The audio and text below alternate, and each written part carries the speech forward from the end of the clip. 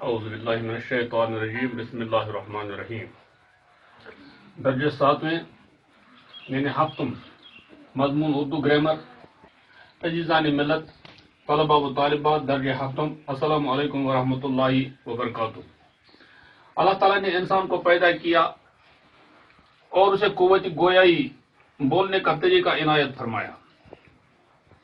ہر زبان آوازوں کی مدد سے بولی جاتی ہے. آوازوں کے لیے حروف اور نشانیاں مقرر ہیں. عربی زبان کے لیے بھی حروف مقرر ہیں. الف، با، تا، سا وغیرہ. ہندی زبان کے لیے بھی حروف مقرر ہیں جیسے کہ آ وغیرہ وغیرہ. فارسی زبان کے لیے بھی حروف مقرر ہیں. الف، بے، تے وغیرہ. اس میں پے بھی آتا ہے وغیرہ. اردو زبان ایک لشکری زبان ہے کیونکہ اردو زبان ایک لشکری زبان ہے. اس کے لیے بھی حروف اور نشانیاں مقرر ہیں.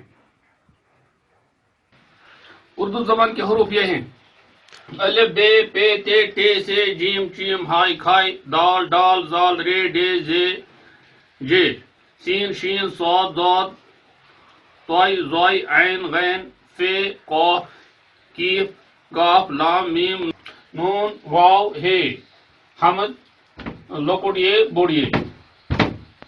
بھ، ٹھ، جھ، چھ، ڈھ، ڈہ، نہ، کہ، گہ، لہ، مہ وغیرہ. یہ اوپر والے حروف 37 آتے ہیں. 37 اگر ان کے ساتھ ملایا جائے تو 52 تک ان کی تعداد پہنچتی ہے. حروف سے لفظ بنتا ہے. حروف ملانے سے لفظ بنتا ہے. مثلا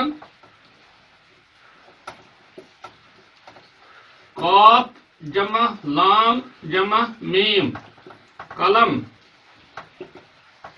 کیف جمع تے جمع الف جمع بے کتاب.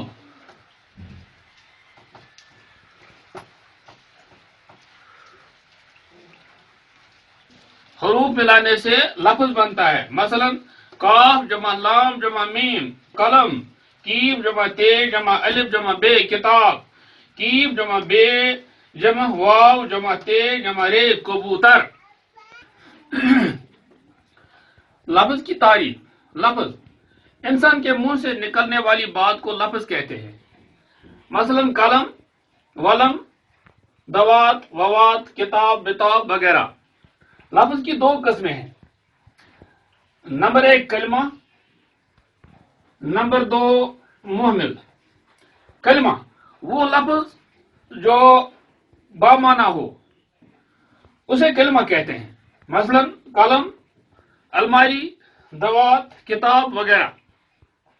محمل وہ لفظ جو بے معنی ہو جس کا کوئی معنی نہ ہو اسے محمل کہتے ہیں. مثلا ولم، الماری کے بجائے ہم شلماری بولتے ہیں. ووات، دوات کی جگہ ووات، کتاب کی جگہ رتاب وغیرہ. اب ہم آتے ہیں کلمہ کی قسموں پر. کلمہ کی قسمیں. کلمہ کی 6 قسمیں ہیں. نمبر 1 اسم، نمبر 2 فعل، نمبر 3 حرف، نمبر 4 ضمیر، نمبر 5 صفت، نمبر 6 متعلق فعل.